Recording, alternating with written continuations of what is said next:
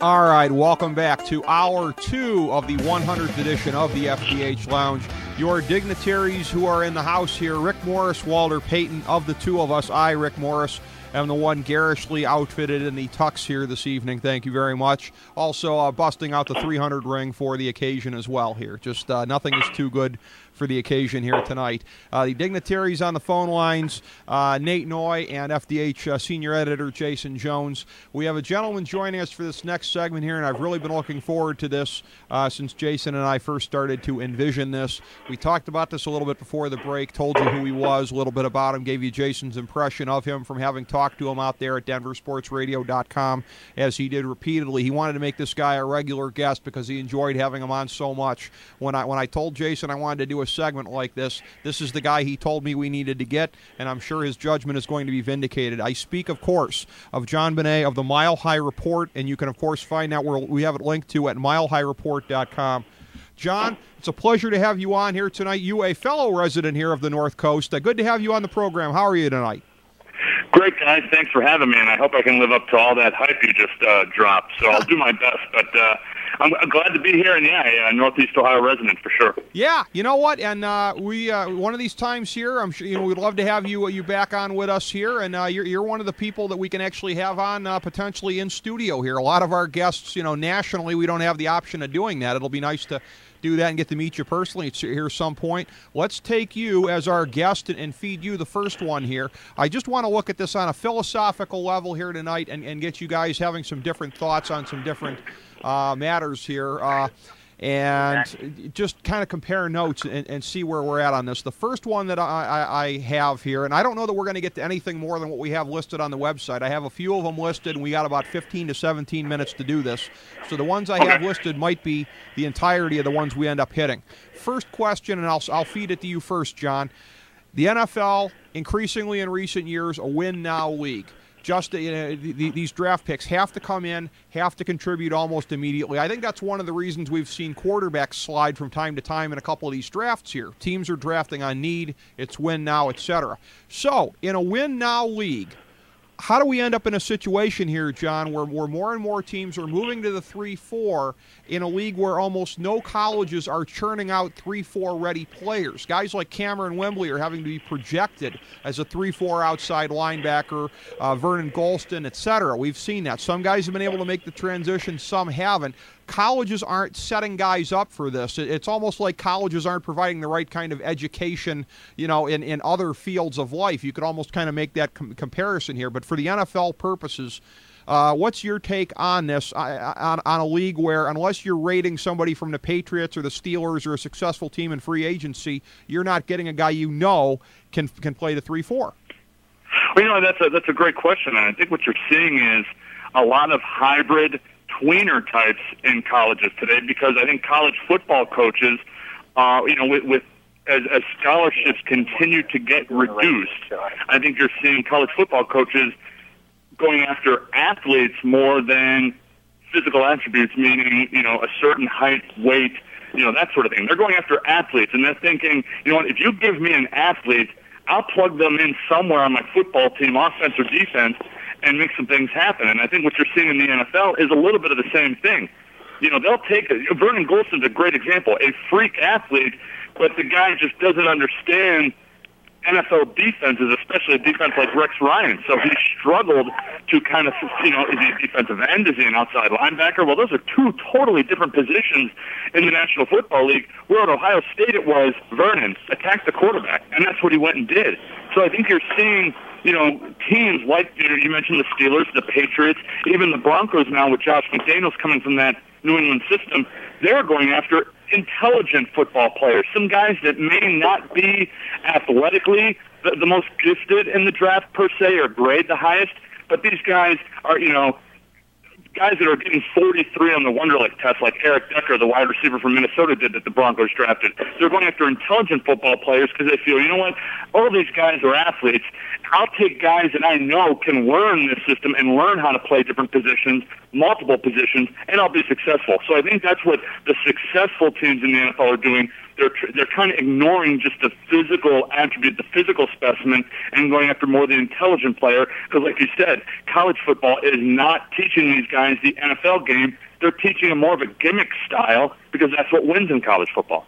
Well, that's interesting. And when you're looking at, projectable type players in terms of attributes and in some cases mental attributes, that's an interesting way of projecting as opposed to the literal thing of a 4-3 guy coming into a 4-3 system. That's a very interesting approach that McDaniels and some other people are taking. Jason, I'll segue to you next for this. Well, what are your thoughts on, you and I have had some conversations off air about this 3-4 and a 4-3 and the fact that, almost nobody's coming into the league ready for this thing, especially in a league where if you're going to be like a 3-4 defensive end or even a 3-4 tackle and just be kind of like a space eater, that's a situation where it's really hard to find guys in college who literally fit that bill based on their body of work. Yeah, it's for me it's frustrating because I see the guys that have the size, speed, intangibles to play those positions, but like you mentioned out of the gate, most of these universities are not playing that style of ball. Now, the interesting thing is, as we saw last week in the NFL draft, there were just as many ready to go 4-3 nose tackle or 3-4 nose tackles as there were 4-3 defensive tackles, say, in the first 40 picks. So maybe we're starting to get a little bit more like the NBA where teams are going to start drafting on potential more so than body of work. But it's the other positions that are more intriguing. As John mentioned, the hybrids, and I can only assume we're referring to the defensive ends turned outside linebackers. The fact that it seems like a 3-4 inside linebacker is in fact different than a 4-3 middle linebacker. Ultimately, I'd like to see more of these colleges and universities just go that way, because not that it's their responsibility to groom guys for the NFL, but if it works in the NFL, why does it not work in college, would be my next question. Yeah, and it would seem to me that it might almost be the flip side of what you see, where guys like Charlie Weiss, when he was at Notre Dame, could tell kids, hey, I'll get you ready for the pros. You'll be in a pro-style offense. If you were one of the few major institutions running a 3-4, that might be a selling point too. Hey, this is going to be a good spotlight for pro teams for you. Nate, how do you see this? I know you're somebody who, me and you have just had countless times off air talking about X's and O's and the schematics of football and everything like that. How do you see an issue like this and the contradiction of a league that is obsessed with guys contributing right now, whether it be for salary cap purposes or otherwise, or maybe it's just the general win now pressure, dealing with a situation where if you're running a 3-4, you're having to project like a mother on these guys. Yeah, but I think it's already been the nail's been hit on the head, Rick, that you draft the guys that are the smart players that have the physical skill set. If these are smart guys, to me, it doesn't really matter what system they came up through. They are adaptable. If they're as intelligent as you and I are and they've got the football skill set, I think they can fit in. The coaching in the NFL is, the best coaching in pro sports probably with everything they do. And, if a guy's young and eager and willing to do it the way he's told, I don't see it as big of an issue. I don't think that, the 44 games they played in college, 48 games, and, 40 games in high school, those 80 games, it's not an impossible transition for those players to change into the new system and just to do it the way they're told, as long as they have that intelligence level and that natural skill set to complement it. Okay, all right. So it's not anything that they're, given it's like a tattoo on the forehead that they'll never get rid of. Okay, they can transition out of that. That's an interesting point there. I'll start the next cycle here with another question set up with you, John. This is something where I think Jason and I have talked about this off air a couple of different times here too, that this bygone notion in the NFL, we almost never see this anymore outside of what Tampa Bay did earlier in the decade with Mike Allstott here, of having a fullback who can actually contribute as more than a blocker. You got a lot of guys that are, you know, borderline guys. Certainly somebody I think like Jerome Bettis, who was big enough to play fullback, but the teams he was with never chose to use him in that way, particularly when he was with the Steelers there. It would have been interesting to see Parker and Bettis a lot of times on the field at the same point in time. Why do you think it is, John, the teams have shied away from this, and you basically only have one guy out there? The interesting thing is your Broncos might be the exception to the rule in this. Like when you had a Peyton Hillis or a Mike Anderson, sometimes they would line up at fullback. So maybe I'm asking the wrong guy, but I think you would agree by and large that doesn't really happen anymore. Why are these guys that are borderline size worthy of playing fullback not put there to be able to give greater flexibility for teams with their offensive packages? You know, I think it's twofold. One, I think the number of players coming up that are willing to do what a Moose Johnson did in Dallas. I think the number of guys that are just willing to do that, to just sacrifice themselves essentially, is dwindling, almost like the natural center in the NBA. You know, guys coming from Europe, 7-footers like Dirk Nowitzki, decide, you know what, there's money in shooting 3-pointers and staying outside. Forget this banging down low stuff. So I think part of it is that. And secondly, the NFL of today is a quarterback league, and two, it's a matchup league. So instead of putting two guys in the backfield where a defense can very easily account for those guys, you know, let's spread these guys out. Let's get them out of their base package. Let's get them in a nickel. Let's get them in a dime, and let's throw the ball all over the field. We've seen it with the Patriots and some other teams. You know, the Colts, for instance, going 3 wide with a tight end like Dallas Clark that's not a blocker. He's a 4th wide receiver out there. So the National Football League is trending away from, you know, the 3 yards and a cloud of dust mentality and the power football mentality. I mean, the good teams can still do it, but, you know, the New Orleans Saints won the Super Bowl with Reggie Bush and Pierre Thomas not doing a whole lot of ground and pound. It was more, you know, flash and dash. And I think that's what the trend in the NFL is, and that's why the natural fullback, you know, it might be a thing of the past for now. Now everything in the NFL is cyclical, so I'm sure a team will bust it back out and bring it back around. But like you mentioned the Broncos, you know, Mike Anderson, converted halfback. Reuben Drones, when he went to fullback, was a converted halfback. Peyton Hillis, you know, was really a fullback at Arkansas because of the 2 guys behind him. So when the Broncos played him, he was more of a halfback and more of a ball carrier when he went to Arkansas. You know, so it's a combination of just the trend in the NFL, and then the number of guys that can actually, you know, understand blocking schemes and want to play that position.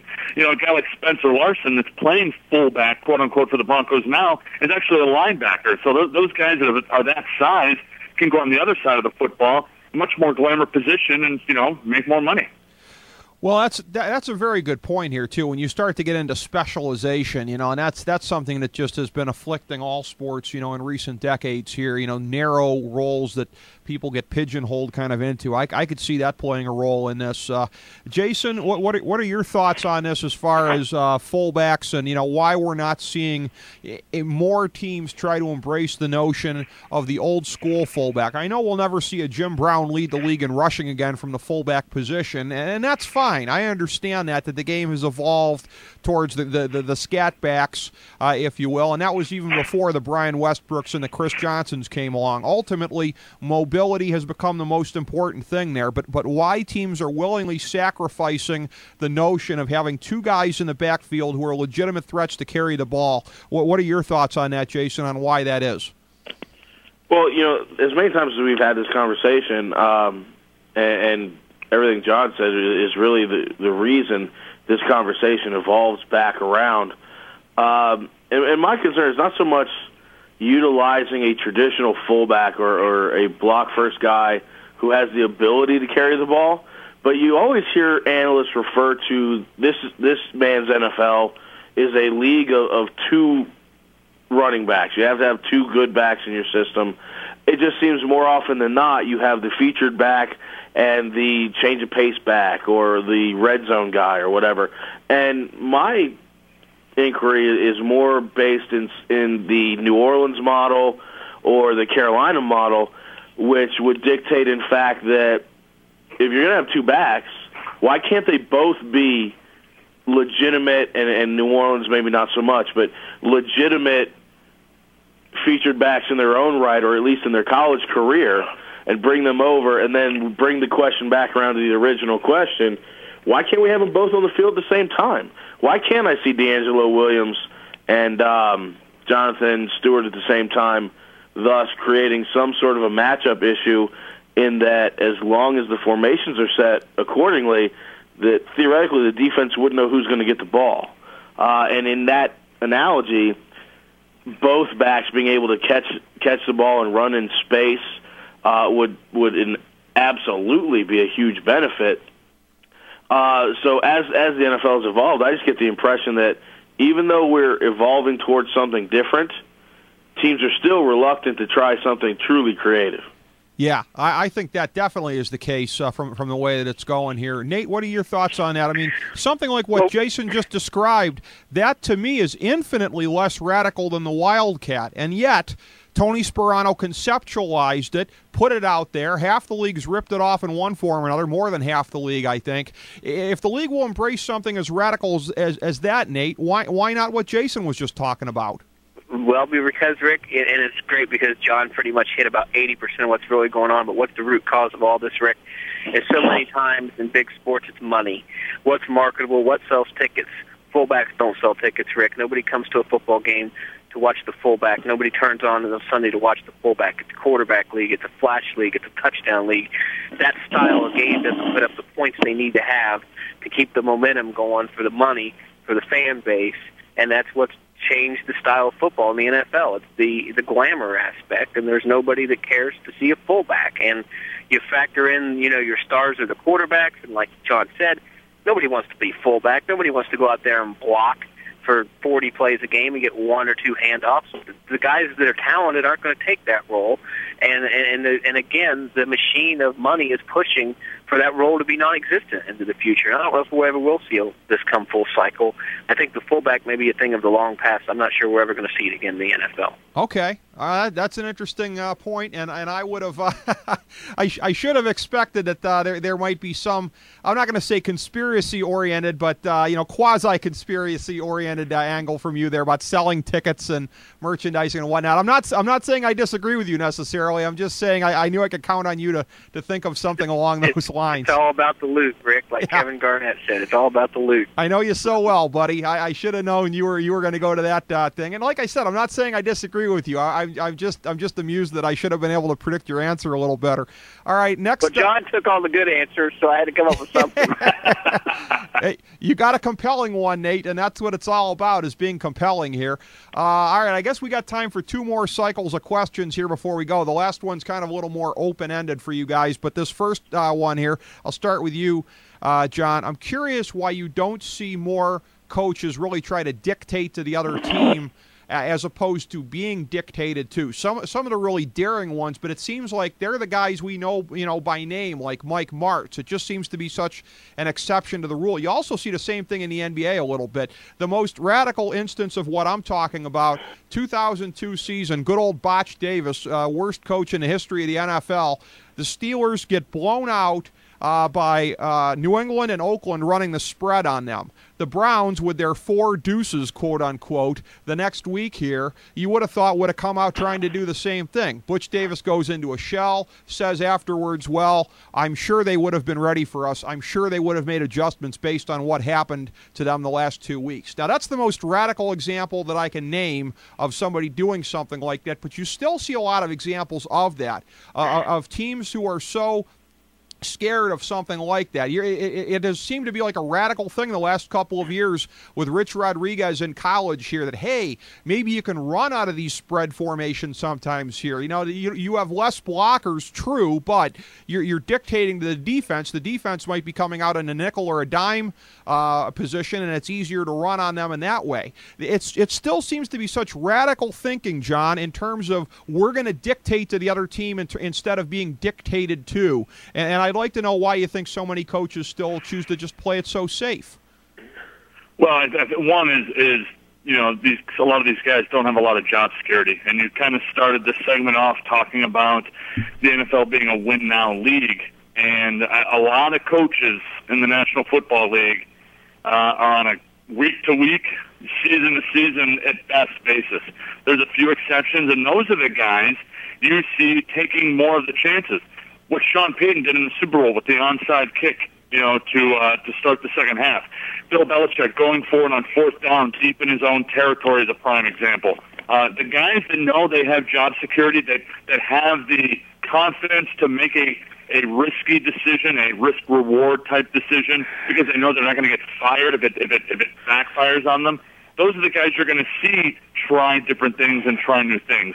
Now, as kind of going back to that college to pro, and the Broncos are kind of going through a lot of that right now with Tim Tebow and the offense he ran in Florida, and the pure spread offense as it's run in college, by Rich Rodriguez and by Urban Meyer at Florida, it's a gimmick offense. It's not an offense that I believe wholeheartedly would work in the National Football League, because defenses in the NFL are much faster and much smarter than those in college, even in the SEC where a lot of the teams are good. You saw Alabama, a pro defense run by a pro football coach, and Nick Saban, stop that offense. And in the National Football League, if a team decides we're going to run the pure spread and spread everybody out, you may see the team have success against some of the lesser teams, but a Bill Belichick or those upper echelon defensive-minded coaches would find a way to stop that very quickly. And it might get you 20-20, but you wouldn't score consistently when you need to grind out yards in the red zone or in third and fourth, in short yardage. So I really believe that it's not so much a question of dictate or be dictated to, more so that sometimes, and you're seeing a little bit of it with this wildcat or wild horses, and you see all these different iterations. It looks great and during the regular season. It's a lot of fun, and people have fun with it. Ronnie Brown running all over the place. Then you get to the playoffs, and Baltimore comes to Miami, and all of a sudden Miami can't move the football, and they get blown out in their own stadium in the playoffs. Good defenses will stop gimmick football. So in the end, you still have to be able to run, to get short yardage, and to do things in the red zone, without going 3, 4, 5 wide and spreading the ball all around. I mean, that's my point of view on it. Okay, interesting answer, challenging the premise. Good stuff there, very, very thought-provoking. Jason, what are your thoughts on this whole matter of dictating versus being dictated to? Rick, do you need a moment to collect yourself after the little Miami Ravens comment there? Yeah. By the way, John, my second, I'm a Browns fan, but my 1A team is the Dolphins, so you did dredge a terrible memory there. I'm sorry. Go ahead, Jason. No, I think what John's hitting on is it's just one of those things that when we sit back and sever the tie between sports fan and presumed sports analyst, and we try to come up with these answers. That is one of the answers that we try to, disavow and believe that doesn't exist. Mm-hmm. The idea that everything could eventually come down to something like job security, or the fact that it might not work. It may be fun and sexy now, but when it matters, is it going to do the job? Because in the root of things, and it stretches far beyond just coaching, but in the root of football specifically, it's a boring game as far as the stuff that wins. All the time you hear people say, especially GMs, they go that route, that we want to build from the inside out. We want to start in the trenches. Well, on draft day, when you've got a 38-year-old casual football fan who's watching his team on the clock in the first round, he doesn't want to hear, Potty or Mike Pouncey. He wants to hear Des Bryant or C.J. Spiller. That part of the game is not sexy. But if you want to win and do a good job and keep your job if you're the coach, sometimes you have to do those less exciting things. Okay. Yeah, sometimes it's not always about the glamour side of it. Okay, Nate, your thoughts on that, dictating versus being dictated to? Absolutely, Rick. First, I want to add that your number 1 hate team would probably be the Steelers. Your number 2 hate team in Cleveland has got to be the Ravens. So a double whammy for you on that event. But, and no offense to John, but going back to my childhood, the Broncos are up there as well. John Elway and whatnot. Beautiful. Rick, I think about football, and I love those chess match games. And I know you don't like them, but I love them.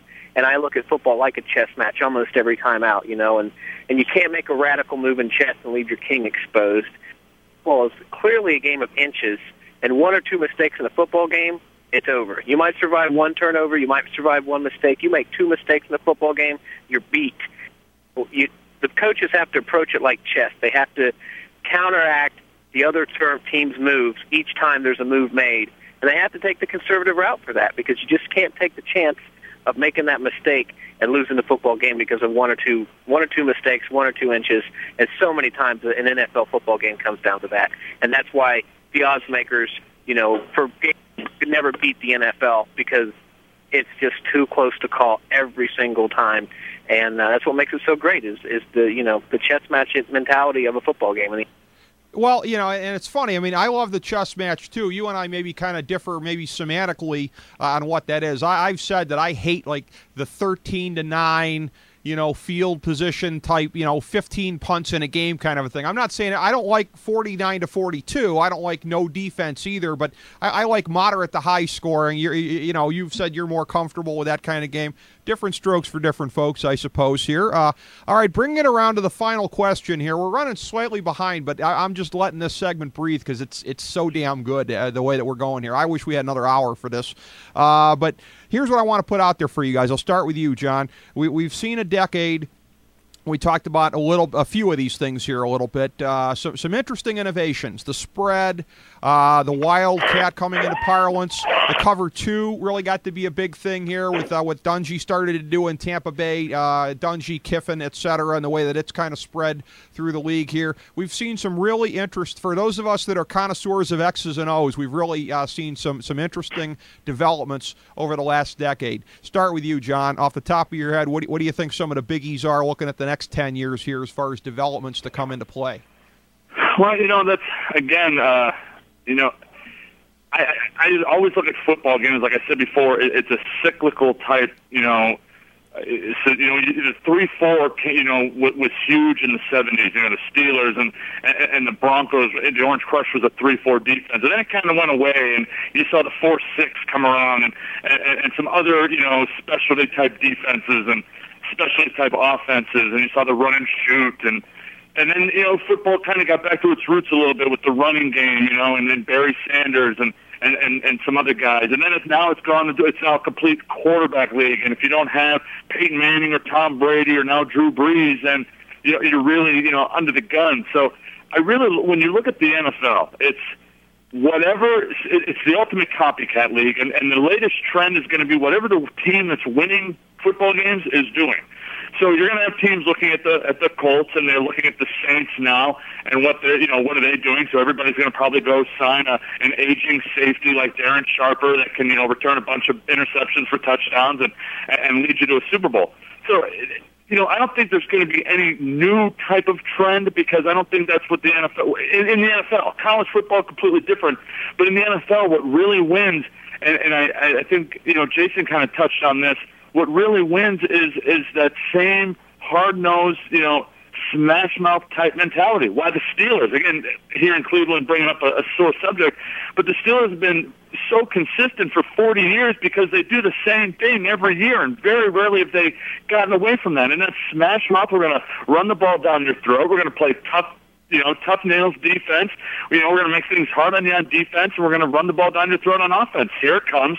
Stop it. And more often than not, teams can't, because they try and get, cute and fancy and flashy and try and do it a different way. Well, sometimes the old way is the best way, and I think that's what we've seen in the NFL.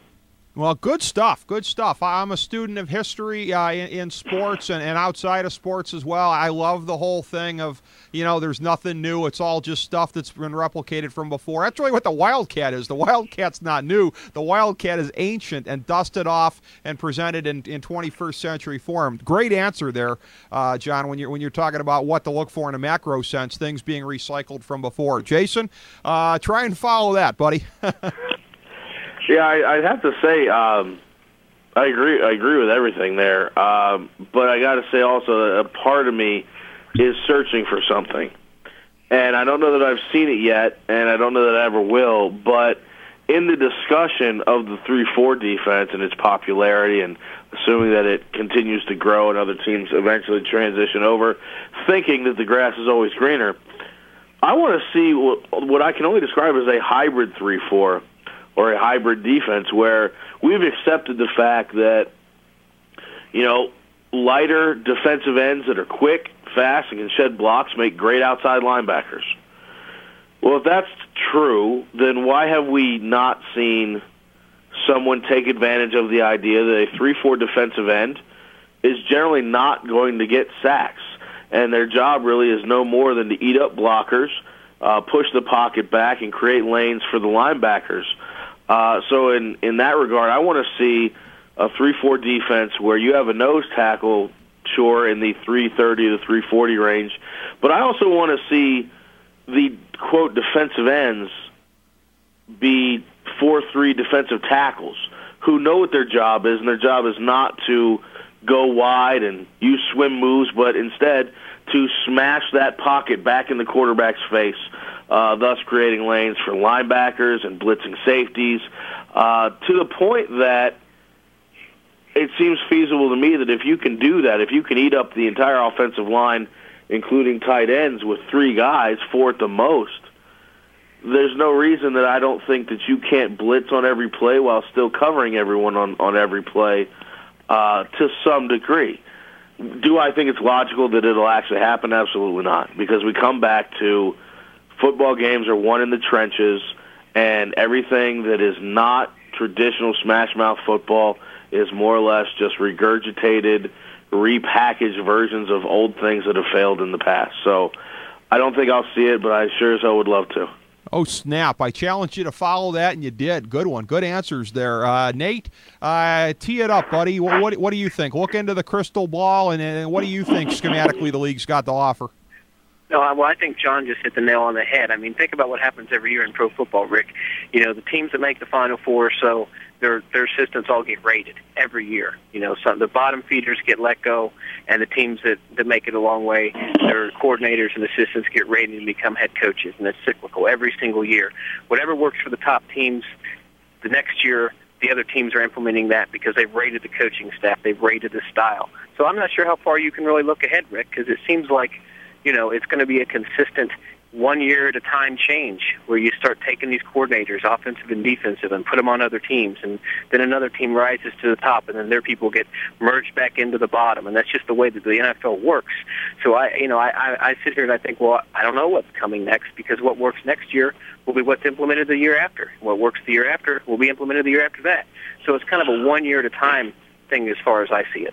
Good call, because, the Wildcat came in like mid-08, and, before you knew it, everybody was scrambling, looking for a version of it.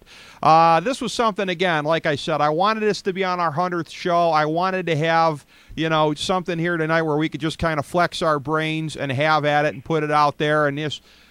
collectively, fellas, to me, I think it lived up to what we wanted to do. I can't thank you guys enough. I get the sense you guys probably agree with me there that it did everything we thought it would do and hoped it would do. Absolutely. I definitely appreciate the opportunity, and being this close, I'd love to get in the studio and hang out and talk some football for sure. John, we'd love to have you. We'll take advantage of having you here in Cleveland, and we'll do it. And, I want to talk some micro-level football with you as well, certain teams, certain situations. But for this philosophical thing we wanted to do tonight, you were the guy Jason pointed to for me. And I always trust his judgment completely and things like this. That's why I do. So just a pleasure. Thank you so much, John. Thanks a lot, guys. Thanks, Jason. We'll talk to you later. All right. We'll have you back, and definitely with us, John. And as we're going to be going to break and catching up with Evan Roberts of WFAN in New York on the other side. Got our dignitaries here, the two of the originals, Jason Jones, our FDH senior editor, and Nate Noy. And again, guys, you've been here for the ride on the first 100 ones and contributed in any number of invaluable ways here. And onward and upward as this thing continues to go. Thanks for being such a big part of tonight as you've been through the first 100.